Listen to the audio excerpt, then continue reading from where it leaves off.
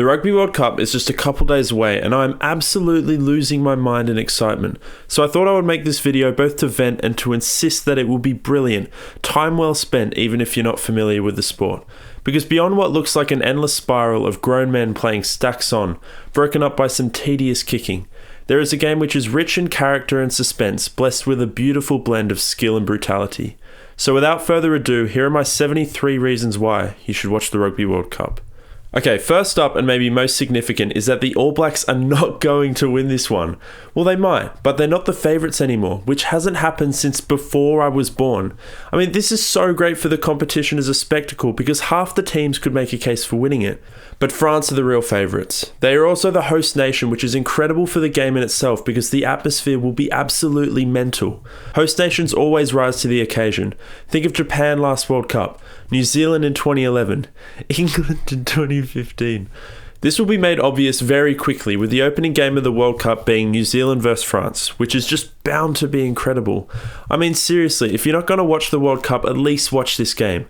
There's going to be 80,000 people screaming the national anthem, followed by an All Blacks haka which will be filled with fury after the beating they took the other week. And to think of the calibre of players these teams have, I mean, Antoine Dupont is undoubtedly the best player in the world. Damien Penaud is a genetic freak and could pose a serious threat to the World Cup try-scoring record. There's Snecky Toilet Action's Aaron Smith, Giga Chad Olivion, I mean, look at him, man, he's attractive.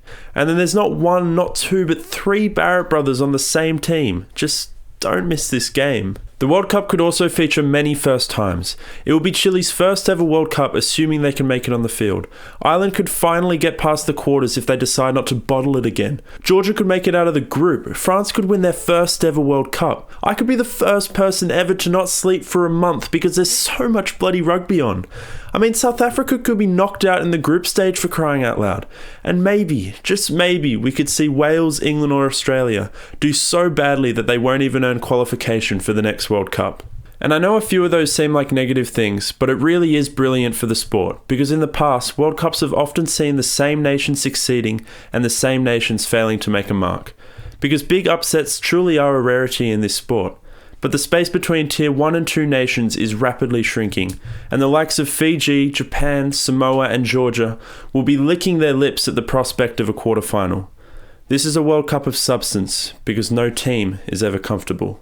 Now, if you're not familiar with the sport, you don't have to worry about the intricacies of the game. You can just do what I do. Pick a player that amazes you, looks cool, or even someone with a name that is just fun to say. Enter Semi Radradra, my favourite player and probably one of the most disgustingly gifted players on the planet. The way he evades defenders is ridiculous, the way he offloads is ridiculous, and the way he cuts world-class players in half is just ridiculous. Taniela Tupou is a 140 kilo wrecking ball who just seems to love smashing people. He terrifies me, but with how he carries himself off the field, I can't help but love him. Finn Russell, if you didn't know, was once considered a magician throwing passes like this, but is now in his prime evolving into a full-blown wizard and could single-handedly carry Scotland out of their nightmare of a group. Johnny Sexton is the dad of rugby, playing in his 7th World Cup and pushing 60. It should be illegal that he is still playing, yet he continues to be magnificent for Ireland, playing with such composure he propels his team to be considered the best in the world. And while it is often hard to figure out why he is so good, his team struggles when he's not there.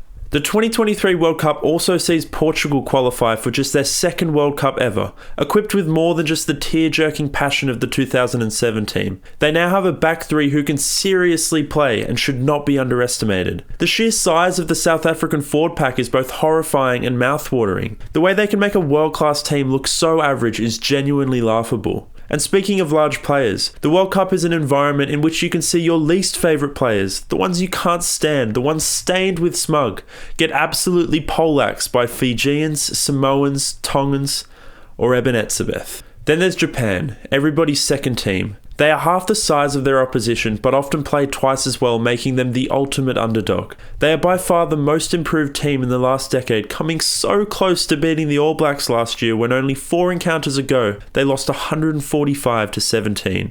Italy are also no longer a walkover, beating Wales and Australia in the last couple of years through a freedom in play that is just gorgeous to watch. Admittedly, they have a hard pool in New Zealand and France, but anything is possible because they have Capuzzo, who looks like everyone's little brother and has lightning feet, playing with incredible passion. I don't give a damn how good New Zealand think they are. The Romans are reborn. Fiji I am so passionate about because they are just grossly talented athletes born to play rugby. There is no way to stop them when they turn up, and they have Radradra.